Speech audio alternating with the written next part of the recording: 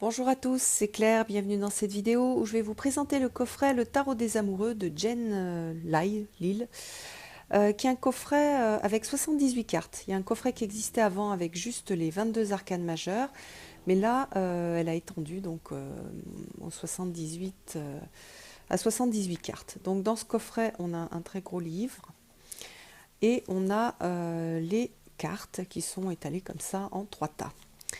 Alors, donc les cartes ont une taille normale de tarot. On a au dos des cartes quelque chose d'assez assez sobre. Bon, avec la marque sur le côté, c'est vrai que je préfère quand c'est pas quand il n'y a pas la marque. Les cartes sont souples. C'est pas des cartes épaisses et souples comme les fait Lo Scarabeo, c'est plus, comment dire, elles font plus ce carton. Moi, ce qui m'avait plu dans ce jeu-là, c'est justement les photomontages qui ont été faits sur les arcanes majeures, qui sont, je trouve, extrêmement jolis. Alors, ce coffret, il a été fait pour les questions amoureuses, qu'on soit en couple ou qu'on soit célibataire. Mais on peut tout à fait l'utiliser pour, pour faire des lectures classiques. Il n'y a absolument pas de cartes qui sont typiques des amoureux. C'est plus le livre en fait qu'elle a orienté sur l'amour et le relationnel. Alors le livre, vous avez vu, c'est un assez gros livre. C'est très sympa parce que c'est écrit en bleu foncé. Je trouve ça super agréable. Euh, la traduction est très bonne. Le traducteur a fait du bon boulot et j'aime beaucoup la façon dont Jen Lyle s'exprime. Donc au début, une petite introduction classique. Pourquoi est-ce qu'elle a fait un tarot des amoureux? Voilà, parce qu'elle ressent-il besoin d'avoir un tarot spécifique. Elle présente, comme dans beaucoup d'autres bouquins, les quatre les quatre suites des mineurs. Donc après, on a un tableau astrologique qui est intéressant avec donc l'arcane majeur, donc toutes les cartes de l'arcane majeur, les 22 avec le signe ou la planète, l'association R et puis l'essence. Donc là, on retrouve en fait les associations de la Golden Dawn.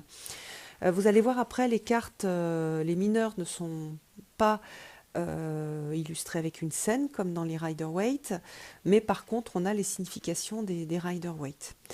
Voilà, donc elle présente un peu comment elle a structuré le livre. Et puis donc on va regarder ensemble. On a une représentation de la carte en bleu et, en bleu et blanc. On a donc le titre de la carte, la planète dominante, donc ici Uranus, mot-clé commencement. Et puis un petit texte qui est très sympa, que je vous laisse regarder.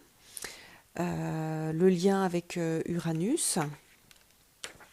Donc Uranus, planète de changement. Et puis après, à chaque fois, on a est-ce que cette carte, elle vous représente, ou est-ce qu'elle représente votre partenaire, ou est-ce qu'elle représente la relation?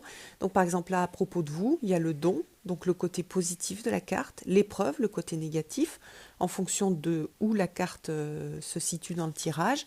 Pareil, si ça représente votre partenaire, à propos de la relation et à propos de l'avenir. Donc il y a quelque chose d'assez divinatoire pur, mais c'est assez bien écrit. J'aurais aimé avoir une partie où on se pose des questions, quelque chose qui fasse plus travailler sur soi, parce que dans les relations, c'est vraiment... c'est ce qui est intéressant dans les relations, c'est que c'est justement des super catalyseurs pour le travail sur soi, parce qu'on est souvent en miroir. Donc voilà, on va avoir ça pour pour tous les arcanes majeurs. Hop. Et puis ensuite, je vais vous montrer donc la partie sur les mineurs qui est beaucoup plus petite. Voilà, donc là, dans la partie sur les mineurs, elle explique la signification des nombres. Et puis la signification enfin les liens, ça c'est très intéressant entre les séries et par exemple l'élément, les signes du zodiaque, la fonction psychologique, donc ça c'est un lien avec Freud, et le thème de la relation. Voilà. Et puis donc après, on a des choses plus courtes pour les mineurs. On a donc un mot-clé, les mots-clés sont très bien choisis, sont très chouettes. La signification, et puis donc plutôt le côté positif, et le défi plutôt le côté sombre. Et puis donc on a quelques tirages spécifiques, donc des tirages relationnels, par exemple là avec le passé, le présent, vous, les influences sous-jacentes et l'avenir. Donc là c'est un tirage qui n'utilise que les 22 lames majeures. Voilà, avec un exemple d'interprétation, moi j'aime bien, je vous ai déjà dit sur plusieurs reviews, j'aime bien quand il y a un exemple parce que ça permet de voir comment est-ce que l'auteur conçoit son tirage et l'interprétation des cartes. Donc un autre exemple d'interprétation, on a la fameuse croix celtique, on a des exemples aussi d'interprétation, on a l'intalement bohémien, voilà, qui ressemble pas mal quand même à la croix celtique. Voilà, puis après des lectures conseillées. Alors maintenant, je vais vous montrer un petit peu les cartes que je trouve très jolies. Donc voilà, on a le mât, on a le battleur, la papesse. Donc je pense que ce sont des illustrations de tableaux qui ont été réassemblés, mais je trouve très belle celle-ci, l'impératrice est très jolie. Vous voyez, on n'a pas... on a une structure un peu plus... là, c'est plus une impératrice de Rider-Waite que de Marseille. Alors, voilà, le pape, fait très orthodoxe. Les amoureux, magnifique illustration.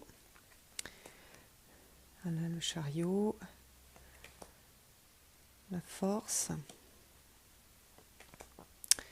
la roue de fortune. Donc on a la justice dans une position inhabituelle, mais quand même avec les attributs de la justice, la balance, l'épée, le pendu, un cristal en verre, la mort, la tempérance, le diable, la maison Dieu qui est représentée par la tour de Babel, l'étoile, on retrouve les 7 étoiles, voilà, la lune, avec un peu des symboles traditionnels, le soleil, le jugement, et puis le monde. Et puis après, donc on a les mineurs. Alors, comment dire, ils sont... voilà, donc là on reconnaît un peu la main qui sort du nuage avec le bâton. On a un petit paysage derrière, mais après, on a des choses vraiment très très simples, sans même avoir comment dire, la disposition des cartes du Marseille. Je pense que, par exemple, pour un débutant, si Star vous plaît, ce qui peut être intéressant, c'est d'écrire en bas de la carte, avec un stylo, la signification de la carte, un mot-clé. Ça peut être quelque chose à faire. Et puis, voilà, le mot-clé, c'est un peu le concept de la carte. Et à partir de ce mot-clé, vous pouvez extrapoler, enfin, raconter l'histoire de la carte. Alors, voilà les cartes de cours.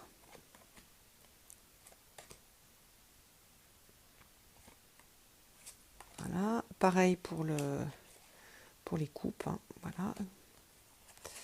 Donc, voilà le valet, le cavalier de coupe, la reine de coupe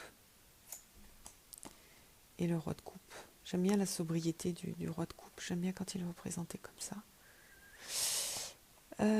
Et puis les bâtons. Vous voyez, ils forment petit à petit une palissade. Le valet de bâton, le cavalier de bâton, magnifique reine de bâton. Bon, ils ont rajouté le tournesol, hein, qui est assez typique de la reine de bâton, ainsi que le chat noir. Donc ça, c'est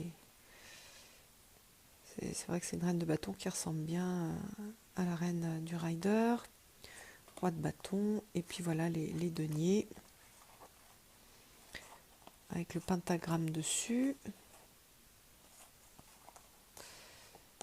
Hop là. Et puis les cartes de cour. Joli cavalier de denier, reine de denier, roi de denier. Le charme de ce tarot, c'est vraiment les arcanes majeures, je les trouve très belles. Le livre permet de rentrer un peu dans des tirages émotionnels. Voilà, j'aurais aimé qu'il y ait un peu plus de questions pour travailler sur soi, mais il est bien écrit. J'espère vous avoir fait un petit peu rêver avec ces jolies cartes, et puis je vous donne rendez-vous pour une prochaine vidéo. Bye bye!